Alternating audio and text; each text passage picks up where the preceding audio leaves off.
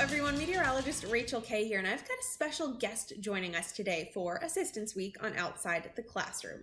Hugh Pinnock is a resident in marriage and family therapy at Sunstone Counseling in Alexandria, Virginia.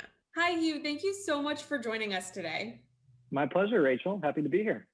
I'm wondering if you can start just by talking about the general benefits of counseling with children, whether it's, school age, younger kids specifically, and what you've seen the benefit in your career so far.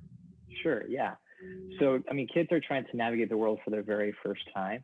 And so the benefit that I see in working with kids is really giving them a platform to really explain how they're feeling. And honestly, it's not always through words they do it, but through actions, through playing and interactions that they have with me. I rarely work with children one-on-one. I normally work with kids in conjunction with their parents, because we're not just trying to help the kids navigate their world, but we also want to make sure that the parents are able to navigate the world. I'm not a fixer. I'm more of an enabler for the parents to help their kids explain their world, understand their world, and improve their connection.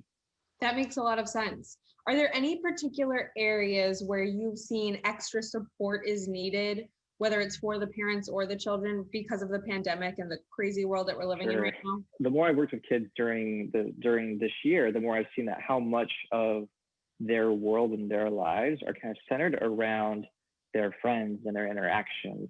And with the pandemic, where these kids are needing to stay indoors 24/7, that takes a lot away. That takes a lot away from their social constructs and how they understand the world and how they navigate.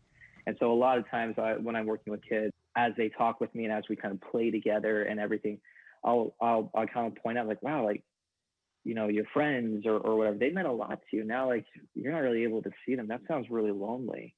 And a lot of times they'll agree and they'll explain what that's like. Is there any advice that you have for both parents and for kids at home? Maybe if they're not able to get professional counseling or support in that way, what are things that they can do together at home? We have some amazing therapists here at Sunstone Counseling who have a lot of experience working with children, utilizing what's called play therapy, which, kids don't really like to be sat down and say, let's talk about your feelings, but more of like, hey, let's interact and let's find a way that explains and shows how you're feeling. And so I think doing that, and allow your kids to be creative, allow your kids to be bored every once in a while, because that's when their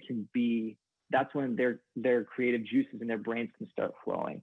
So allow for some autonomy and say, you know what are you going to do for the next 3 hours? I'm going to leave that up to you. And maybe like throw in a rule that something that you can do without a screen. But because I've noticed a lot of times parents like, I don't know what to do with my kids. I don't know what to do with my kids. They're with me all the time now. And something I want to say is like, sometimes you don't have to like make sure they're safe. Yeah. But sometimes if they're coming to you and it's 2:00 in the afternoon and they don't know what to do, they're bored, exercise some trust and some faith and some confidence in them and say, you know what, like you can come up with something. I know you can. Thank you so much. Such wonderful tips and advice, Hugh. Thanks for joining us again today. My pleasure, Rachel. Thank you.